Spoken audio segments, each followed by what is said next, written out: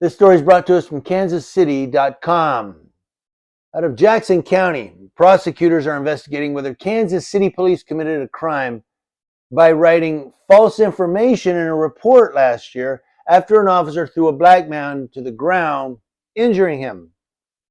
Now, Mike Mansour, a spokesman for the Jackson County Prosecutor's Office, said the investigation of any false information in the police report is part of an overall review of the incident.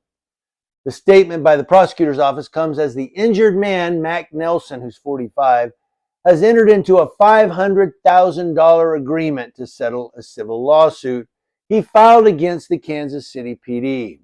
Nelson was filming officers at the scene of an August 8, 2022 police shooting at a gas station near 55th Street and Prospect Avenue when an officer threw him down, forcing his face onto the ground.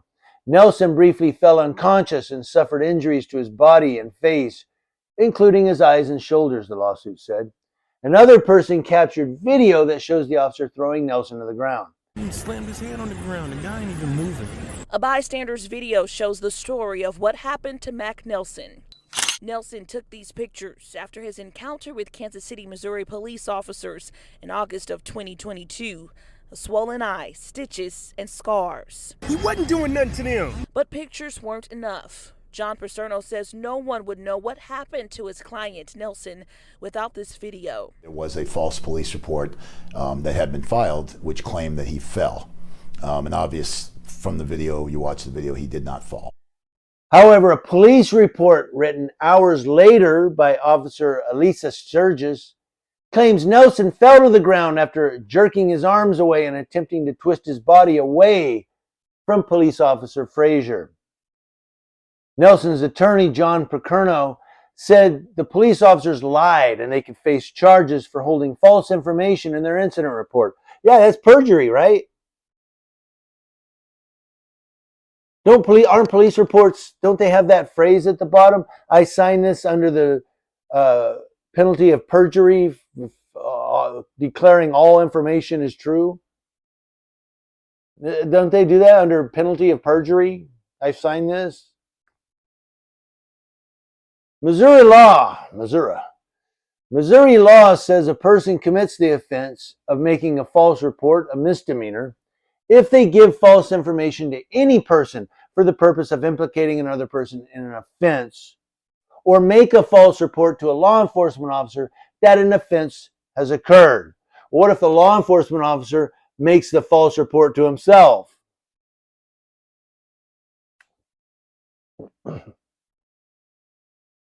The police report written by Sturgis describes how Nelson was issued a summons for disorderly conduct, trespassing, and resisting arrest. Pacerno said he and Nelson were satisfied with the outcome of the lawsuit, but still wants to see charges or disciplinary action against the officers for the use of force and the mischaracterization on their report. Well, good luck getting that because they're cops. Now,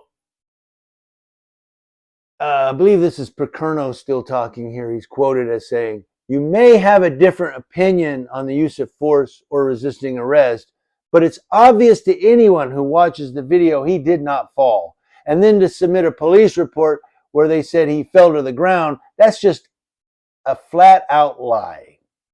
Yeah, there's a lot of cops. No, I say a lot, but there are cops who are liars. That's why we record them with video. That's why we record. Because when a cop's report doesn't match my video, then the person who was wronged can go, "Hey, video doesn't show that. Let's look at that video again that guy recorded. That doesn't, that police report is different." Booyah.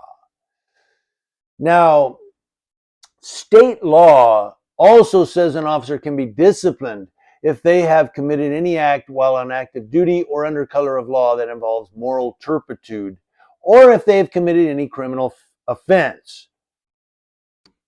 They can be disciplined. Why aren't they? Discipline can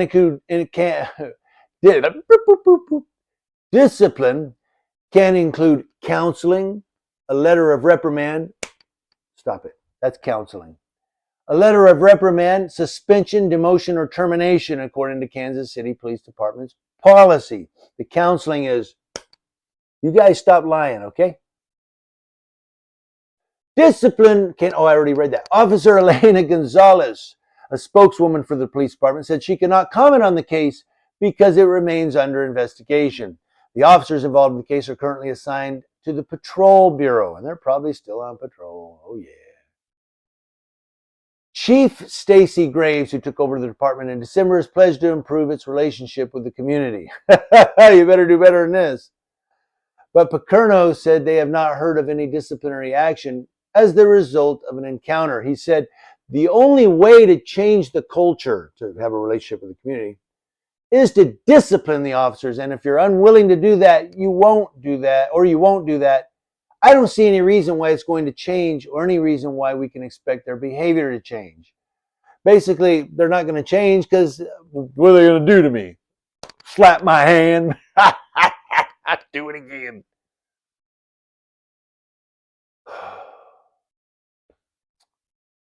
You know, it's like they go with one here. After Kansas City police officers shot and killed Zachary Garrard, Nelson and others were asked to remain inside the gas station while officers processed the scene for evidence. After a while, they were told they could leave. Nelson later told the Star he was upset the officers had shot someone and weren't thoroughly questioning witnesses, so he began to take videos on Facebook Live and make comments the officers didn't like. I believe that. It goes down from there. It's pretty lengthy, but the link is in my description box. You know, the bottom line here is, you know, we kind of get in the story here. He was upset at the cops. He started recording them. Of course, he made some comments. They were like, oh, yeah, yo, you want to talk? Well, we'll show you something.